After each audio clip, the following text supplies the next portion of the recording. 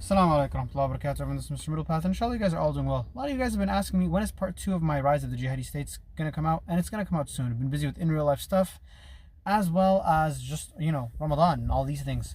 So I'll be getting to that soon. I've actually made the video, but I need to edit it. And actually one thing I wanted to add to this video, which I'm going to talk about now, is this new deal that has been going on between Jordani and the SDF, or the new Syrian government, and the Syrian Democratic Forces, the Kurds basically, who have been fighting in Syria for a very long time, and they want their own state.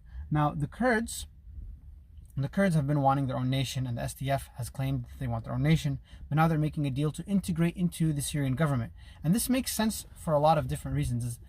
I'm reminded by reading a excerpt from not Greek mythology, actual Greek history, called Xenophon's Anabasis, where they went into Persia to fight on behalf of an emperor. I believe it was Emperor Darius, and he was fighting his brother. And so Emperor Darius lost, and now the Greeks are all stranded in Persia, and the Persian emperor demands them to surrender, and that he will treat them well, and he will kind of like absorb them into his own country, and he'll use them and stuff. And so the general responded and said, if you wish to use us, then we'll serve you better with our weapons.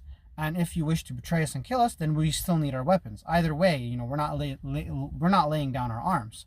And so it was that they had to escape, and thus the story is Xenophon's Anabasis. But the point was that you don't surrender or lay down your arms. The Kurds are in the weaker position, but they are the largest fighting force in Syria, so they're not just going to surrender and lay down their arms. At the same time, the tides are turning. You can't just keep fighting.